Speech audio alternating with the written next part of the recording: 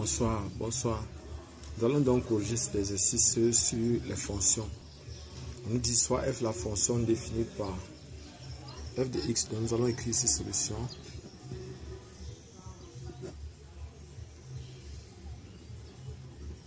F de x égale à ln de valeur absolue de 1 moins x. Valeur absolue de 1 moins x. On demande de trouver le domaine de définition de cette fonction. On demande de déterminer le domaine de définition de la fonction f sur df, qu'on appelle df. Calculer maintenant les limites sur df. Étudier les variations de f, de la fonction f, et tracer son tableau de variations. Après ça, on demande f est-elle dérivable en x0 égale à 1. Justifier. Tracer la courbe de f dans un repère orthonormé au UJ du plan. Et nous allons commencer par chercher d'abord le domaine de définition. 1. Domaine de définition. Donc, domaine de définition. Domaine de définition de f. Bon, df égale à point d'interrogation. Donc, si vous êtes nouveau sur la chaîne, abonnez-vous. J'attends. Et cliquez sur la cloche de notification. J'attends. Voilà, c'est bien. Donc, comme vous êtes déjà abonné, vous pouvez recevoir constamment nos vidéos. Nous allons donc corriger cet exercice et il faut être très attentif. Voici la fonction ln. Déjà, le domaine de définition de la fonction ln, pour trouver le domaine de définition de la fonction ln, il faut que ce qui est ici à l'intérieur de ln soit donc, on va dire que f de x existe, c'est seulement si 1 moins x, valeur absolue de 1 moins x est strictement supérieur à 0. Valeur absolue de 1 moins x est strictement supérieur à 0. Or, la valeur absolue d'un nombre est toujours positive. Donc, il faut absolument que ceci, donc ceci implique qu'il faudra donc que 1 moins x soit donc différent de 0 simplement. C'est-à-dire que x sera donc différent de 1. Voilà, c'est tout. Donc, le domaine de définition de f sera donc égal à r moins 1, qui est encore égal à l'intervalle moins l'infini 1 union 1 plus infini. Donc voilà par exemple le domaine de définition de la fonction f qu'on vient de trouver. Maintenant, deuxième question, on demande les limites sur df. Deux limites sur df. Bon, nous allons départager, on va départager cette fonction. On va départager cette fonction, on va utiliser le signe de 1 moins x. On sait que si on a par exemple, on va faire le tableau de signes, on a ici x moins l'infini plus infini, on a 1 ici. Ici, on a 1 moins x, c'est ça nous ici. C'est plus ici et c'est moins là.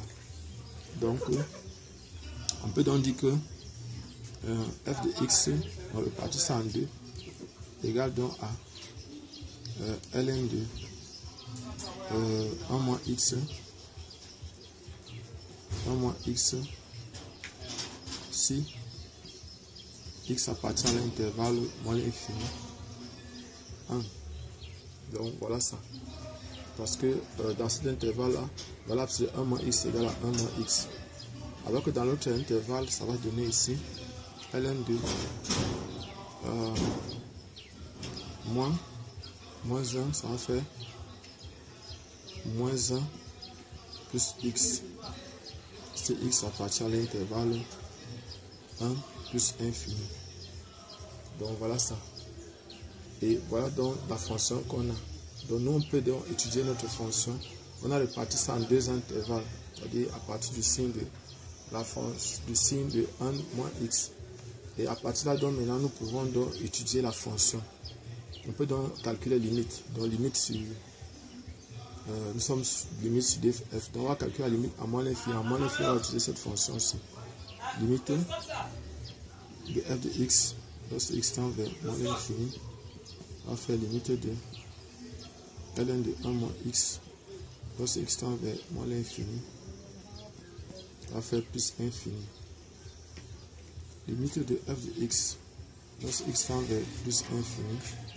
Il y a la limite de moins 1 plus x lorsque x tend vers plus infini. Parce que 1 plus infini se trouve plutôt dans le domaine ci là. Oui, donc c'est ça qu'on va utiliser. Ça va faire plus infini. On a donc limite de ln de f de x lorsque x tend vers 1 par valeur inférieure, la fonction, ce qu'on va utiliser, 1 par valeur inférieure fait partie de même, ça fait donc limite de ln2 1 moins x, lorsque x tend vers 1 par valeur inférieure, ça va faire 0, ln2 0 plus qui est égal à moins l'infini. Limite de f de x, lorsque x tend vers 1 par valeur supérieure. 1 par valeur supérieure, c'est la fonction, ce qu'on va utiliser. Parce que on est 1 par valeur supérieure, on est dans le domaine C. Donc, on va faire limite de ln2 moins 1 plus x. Lorsque x tend vers 1 par valeur supérieure, ça va faire ln de 0 plus qui est encore égal à moins l'infini. Donc, on vient de finir avec les limites. Nous venons de finir avec les limites. On va donc maintenant étudier les variations de f. Étudier les variations de f3. Étudions les variations de f. On va étudier les variations de f. Pour cela, ce qu'on va faire, c'est quoi? On va trouver le domaine. On va dire que f est dérivable sur R privé de 1. F est dérivable sur R privé de 1. Donc, et puis maintenant, nous allons donc calculer la dérivée de la dérivée de f. Donc, on va calculer dans la dérivée de f. On aura donc, comme f de x est égal à ln de x de 1 moins x, si x appartient à l'intervalle moins l'infini, et ln de moins 1 plus x, si x appartient à l'intervalle 1 plus infini, alors f de x est donc égal à, on va faire ici, moins 1 sur 1 moins x, si x appartient à l'intervalle moins l'infini 1, et ici ça sera égal à 1 sur moins 1 plus x, si x appartient à l'intervalle moins 1 plus infini. Donc on va donc étudier le signe de f'. Étudions les signes de f' de x.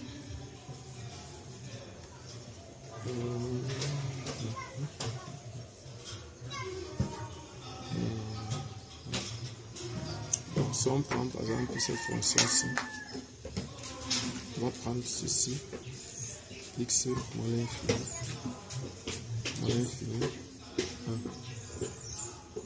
moins l'infini 1, moins 1, ici, 1 moins x, c'est plus ici, c'est moins, et ici c'est f' de x, donc ici ça sera moins. Donc la fonction est donc négative. La fonction est donc négative, c'est-à-dire f' est donc négative, ça veut dire que la fonction est décroissante. Dans cet intervalle, on va maintenant faire pour l'autre x ici. 1. On va faire 1 moins 1 plus x. Et ça c'est f' de x plus infini, c'est 1 ici. Le signe est positif ici, c'est plus ici. La fonction est croissante. Donc, pour x, on va donc dire que f est croissante sur 1 plus infini. F est décroissante sur moins l'infini 1. sur moins l'infini 1. Donc voilà ce qu'on a.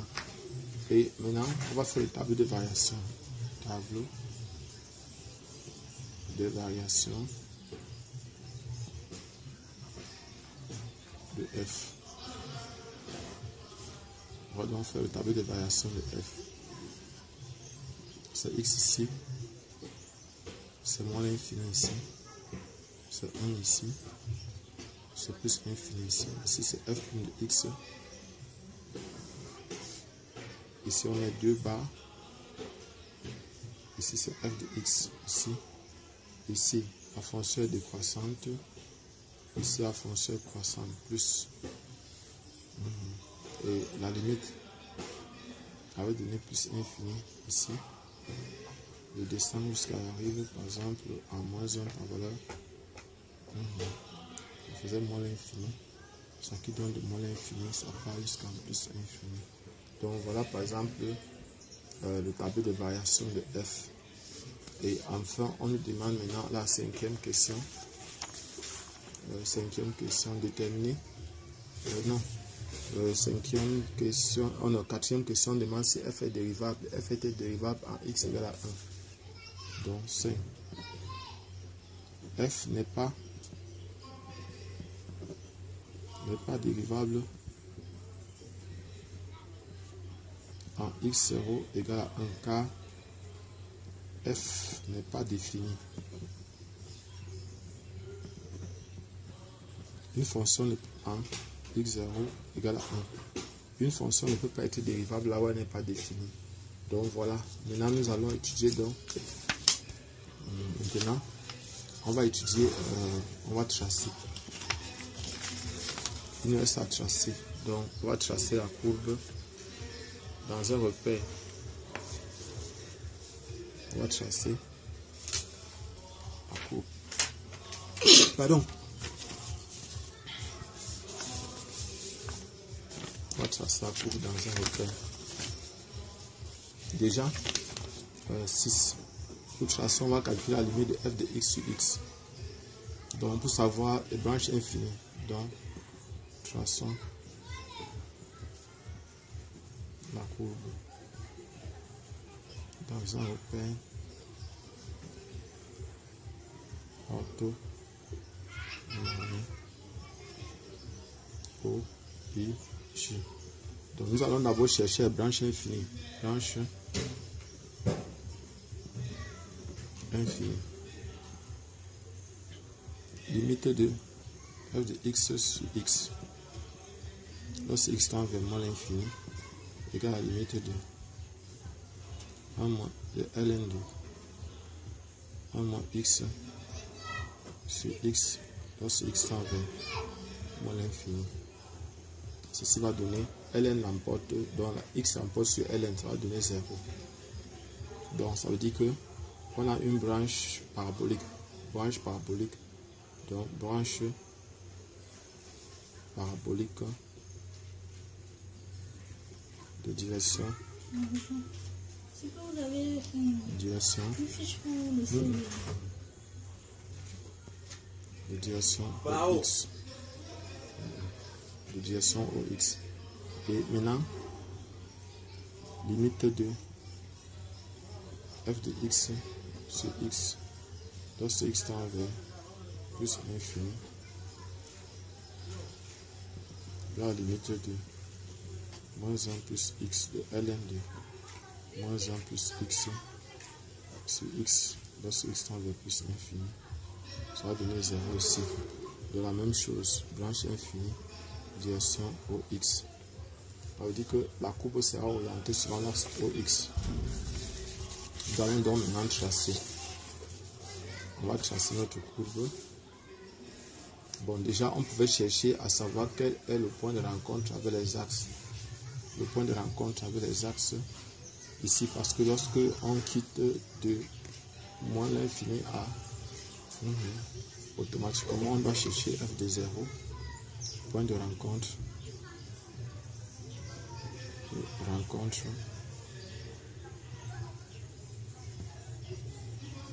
avec les axes. Point de rencontre avec les axes. On a f de 0 égale à ln de 1 moins 0. Ça fait 0. Donc f de 0 donne 0. On a aussi maintenant f de x égale à 0 qui va dire que ln de 1 moins x égale à 0. Ça implique que 1 moins x égale à 1. Ça implique que x égale à 0.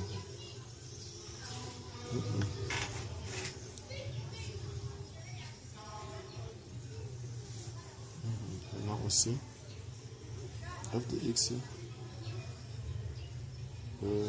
Bon.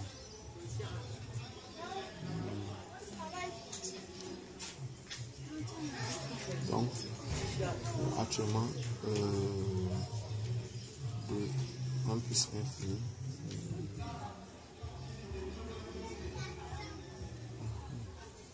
Exponentielle de 0. Donc, f de 0 donne 0.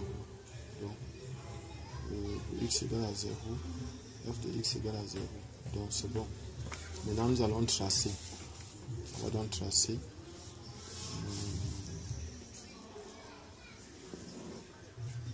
Donc, ça, c'est y ici. Ça, c'est x ici. Donc, c'est x ici. Ça, c'est o ici. Ça, c'est i ici. Ça, c'est j ici.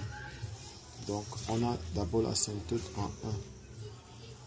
Asymptote verticale en 1. Donc, ici, c'est 1. Et ici, la courbe va couper l'axe des x. On va quitter en 0. Donc, la courbe va aller comme ça. Voilà ce qu'on a. Et ça va aussi quitter le 1 pour monter à plus infini. Ça va aussi couper encore l'axe. Ici, f de quelque chose est égal à 0. F de quelque chose est aussi 0. Quelque chose de quelque chose est égal à 0.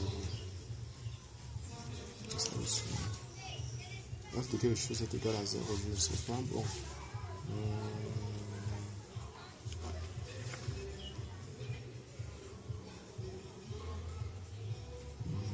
F de quelque chose donne aussi 0.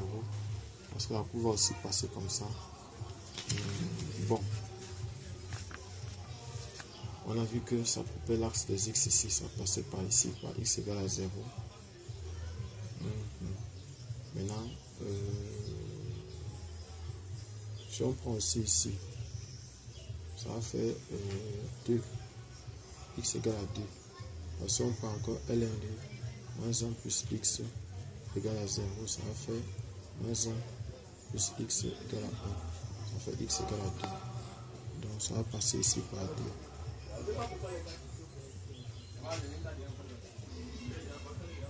Donc voilà la courbe. C'est la courbe qu'on aura. Et ça c'est 2. Donc ça c'est un point de rencontre avec les axes. Je suis Job Camden du groupe de répétition Nabla. Donc si vous avez besoin de vidéos de ce genre, faites-nous signe. Voilà par exemple ce qu'il fallait faire. Abonnez-vous et cliquez sur la cloche de notification. Merci.